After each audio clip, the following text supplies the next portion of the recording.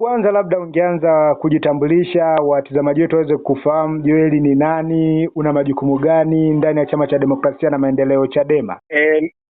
Jina langu ni Joel Msuya, ni katibu wa BAVICHA mkoa wa Kisama wa Ilala uliopo kanda ya Pwani jijini Dar es Salaam, lakini pia ni mjumbe wa baraza kuu la Chama cha Demokrasia na Maendeleo Chadema nikitokana na baraza la vijana BAVICHA. Kwa hiyo naweza nikajitambulisha kwa ufupi tu kwamba mimi ni mjumbe wa baraza kuu wa Chama cha Demokrasia na Maendeleo Chadema, lakini pia ni katibu wa BAVICHA mkoa wa Kisama wa Ilala. Umefika katika level hizo za nafasi ndani ya chama, pengine unaweza ukaelezea mazingira yako ya kisiasa yalianzaje, na njia zipi ambazo ulizipitia katikati hapo mpaka kufikia hapa, uwe unatoa hamasa kwa vijana wengine waweze kuzipita njia hizo? Mimi nilianza masuala ya kisiasa mwaka 2019 kipindi cha chaguzi zile za serikali za mitaa, ambapo nilianza kwa kuwa wakala wa chama huko mkoani Kilimanjaro katika wilaya ya Same. Kwa hiyo kwa kipindi kile ambapo kulikuwa kuna uchaguzi wa serikali za mitaa niliomba kuwa wakala wa Chama cha Demokrasia na Maendeleo Chadema. Baada ya uchaguzi ule, japokuwa haukwenda vizuri, niliweza kuvutiwa na kujiunga moja kwa moja na siasa. Kwa hiyo naweza nikasema kwamba mimi nilivutiwa kujiunga na siasa na nikaanza siasa moja kwa moja baada ya kuwa wakala katika uchaguzi wa serikali za mitaa mwaka 2019. Lakini baada ya pale nilikuja Dar es Salaam katika shughuli mbalimbali za kimaisha. Lakini nilipokuja Dar es Salaam niliendelea kujishughulisha na masuala ya kisiasa na ambapo nilichaguliwa kuwa mjumbe wa chama nikitokea jimbo la Ilala, kwa sababu nilikuwa nafanya shughuli zangu Ilala. Kwa hiyo nimekuwa mjumbe pale kupitia baraza la vijana Chadema BAVICHA.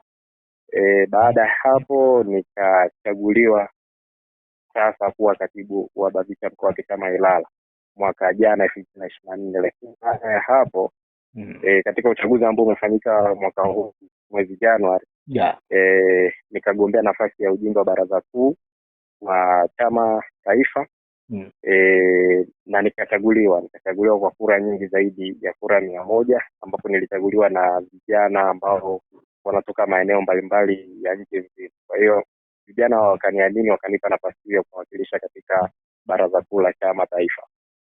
Ulipochaguliwa ulienda pale katika mitandao yako ya kijamii na uliandika kwamba una deni kubwa, na labda unaweza ukafafanua deni hilo ni lipi na umejipangeje kuweza kulilipa deni hilo ambalo ulidai kwamba vijana wamekuazimisha imani yao?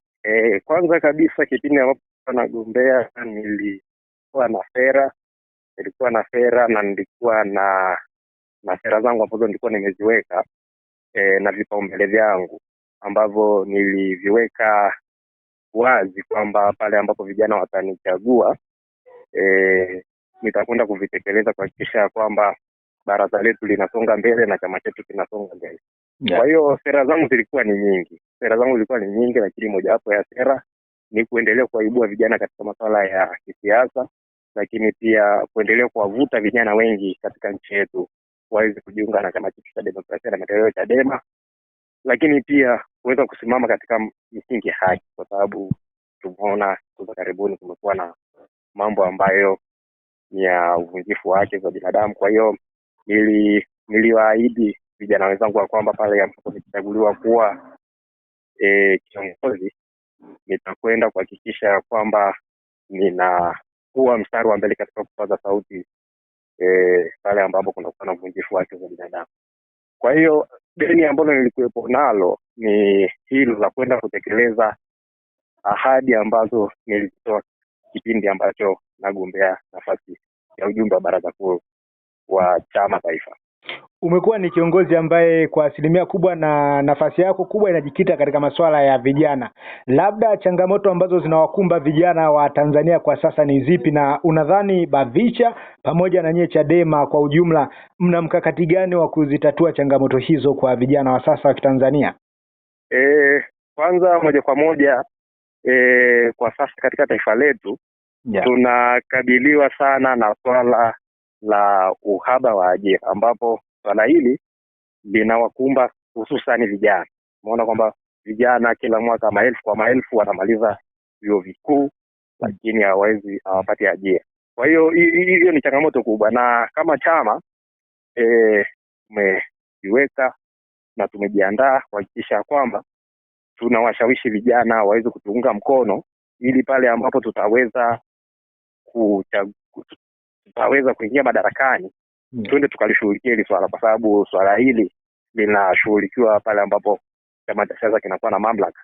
Kwa hiyo kwa sababu tumeona kwamba ni changamoto ambayo inawakumba vijana kwa wingi, sisi kama chama cha siasa tunajitahidi sasa kuweza kwanza, sasa hivi kuna no reform no election. Kwa hiyo tunapambania kwanza mabadiliko ya kimsingi ya kimfumo wa uchaguzi. Then baada ya hapo tunaamini kutakuwa na uchaguzi huru na haki ambao tunaweza tukaenda mbele kujinadi na tukaweza kuchaguliwa. Kwa hiyo baada ya kuchaguliwa sisi tumejitabadilisha hadharani kwa ajenda zetu na sera zetu ya kwamba tutakapochaguliwa tutakwenda kulishughulikia swala la uhaba wa ajira kwa vijana.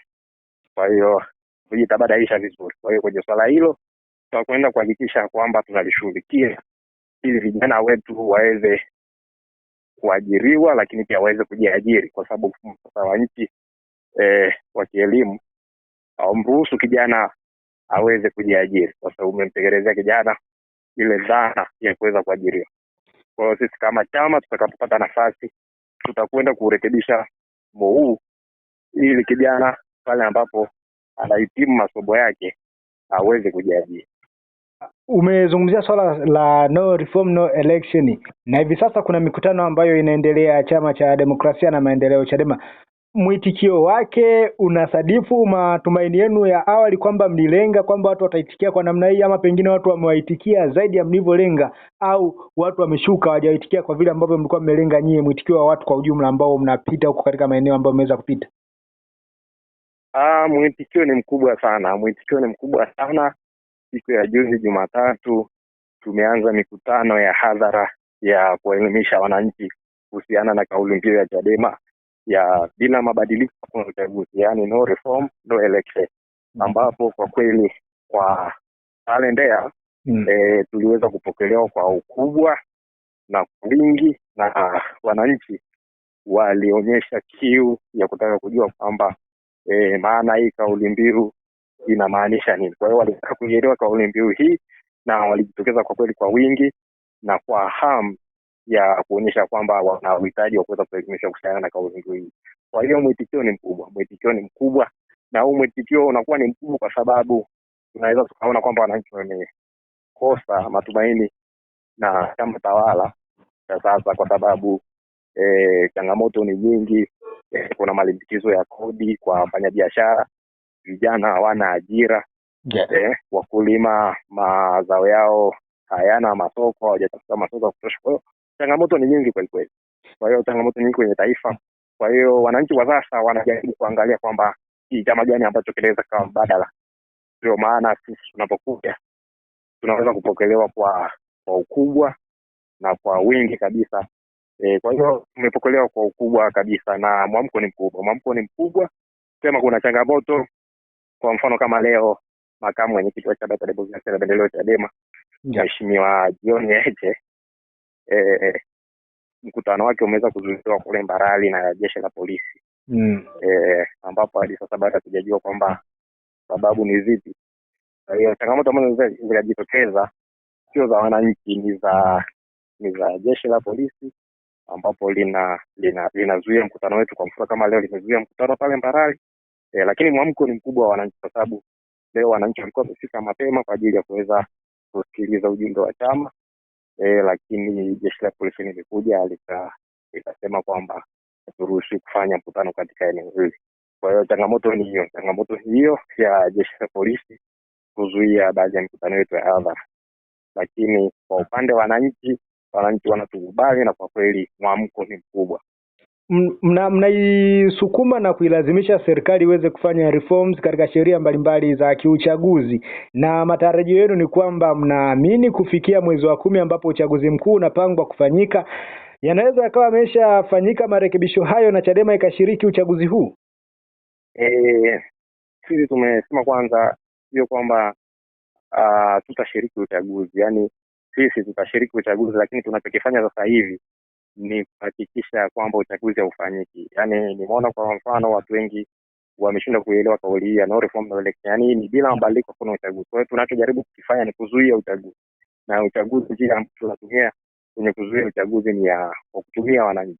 Kwa hiyo kwa sasa tupo kwenye kuhamasisha wananchi kuhakikisha kwamba wanaungana na sisi, tunakuwa jeshi kubwa ambalo litaweza kuzuia uchaguzi. Lakini reforms mpaka mwezi wa 10, Mheshimiwa mwenyekiti wa Chama cha Demokrasia na Maendeleo Chadema, Mheshimiwa Tundu Lissu ameshaweka hadharani mara nyingi ya kwamba sio lazima uchaguzi ufanyike mwezi wa 10. Kwa hiyo serikali ya CCM inaweza ikaanza marekebisho ya katiba, marekebisho ya mifumo ya uchaguzi, lakini katiba inaruhusu kusogeza siku mbele za uchaguzi. Sio lazima uchaguzi ufanyike mwezi wa 10, kwa sababu katiba yetu inaruhusu hata kusogeza mbele kama kuna jambo la dharura. Kwa hiyo kwenye jambo la muhimu la mabadiliko ya kimfumo wa uchaguzi, kwa sasa itakuwa ni vyema serikali hii ianze marekebisho hayo, na ikiwezekana kabisa isogeze mbele zoezi la uchaguzi. Hata likafanyika mwakani haitakuwa mbaya, lakini tu tumepata sheria ambazo ni za haki, ni za usawa, ambapo akishinda mtu yote wa Chadema tutaona kweli ameshinda, au akishinda mtu wa CCM tutaona kweli ameshinda na kutakuwa na malalamiko. Kwa hiyo ni vyema kwanza tubadilishe mifumo yetu ya uchaguzi, tupate katiba mpya, ili tutakapokwenda kwenye masuala ya uchaguzi tuwe na mfumo ambao ni huru, ambao utaleta malalamiko mengi kama ilivyo sasa, ambapo tuna mfumo ambao unaegemea upande wa Chama cha Mapinduzi.